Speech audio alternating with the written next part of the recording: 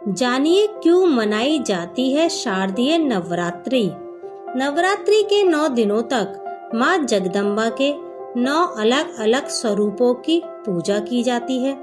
देश के अलग अलग हिस्सों में अलग अलग तरीकों से नवरात्रि के पर्व को मनाया जाता है, लेकिन शारदीय नवरात्रि का पर्व क्यों मनाया जाता है, इसके बारे में कम लोगों को पता होगा और इसके पीछे की पौराणिक मान्यता क्या है। एक पौराणिक मान्यता के अनुसार रंभासुर का पुत्र था महिषासुर, जो अत्यंत शक्तिशाली था।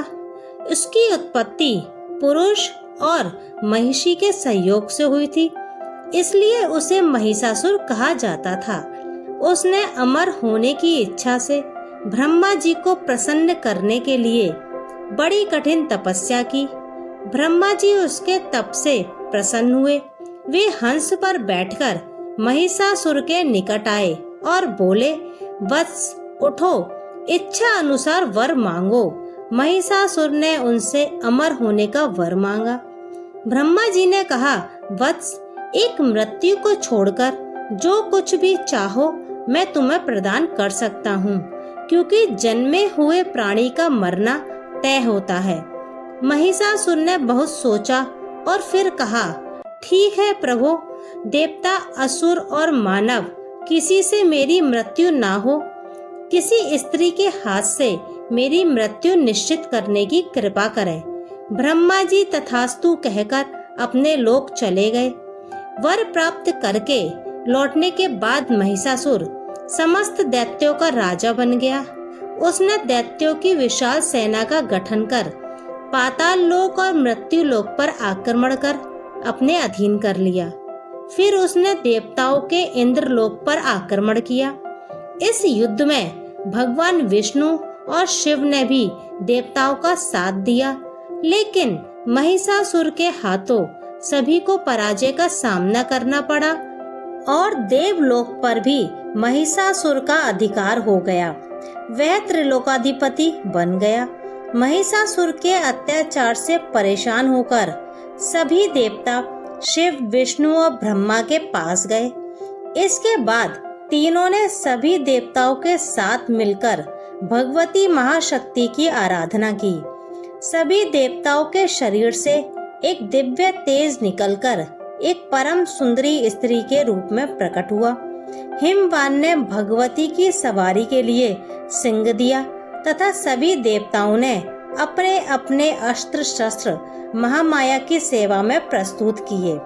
भगवती ने देवताओं पर प्रसन्न होकर उन्हें शीघ्र ही महिषासुर के भय से मुक्त करने का आश्वासन दिया। भगवती दुर्गा हिमालय पर पहुंची और अट्टहास पूर्वक घोर गर्जना की। महिषासुर के असुरों के साथ उनका भयंकर युद्ध छिड़ गया।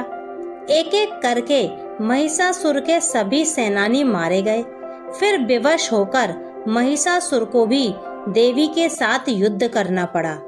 महिषासुर ने अनेक प्रकार के मायावी रूप बनाकर देवी को छल से मारने का प्रयास किया, लेकिन अंत में भगवती ने अपने चक्र से महिषासुर का मस्तक काट दिया। कहते हैं कि देवी कात्यायनी को ही सभी देवों ने एक एक हथियार दिया था और उन्हीं दिव्य हथियारों से युक्त होकर देवी ने महिषासुर के साथ युद्ध किया था। महिषासुर और देवी दुर्गा में 9 दिनों तक युद्ध हुआ। 10वें दिन माँ दुर्गा ने उसका वध कर दिया।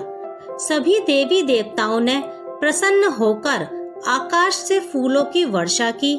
मान्यता है कि इन 9 दिनों में देवताओं ने रोज देवी की पूजा आराधना कर उन्हें बल प्रदान किया।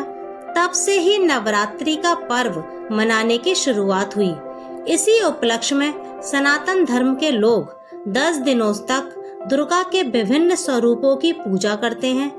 10वें दिन को विजयदशमी के नाम से जाना जाता है, जो बुराई पर अच्छाई का प्रतीक है।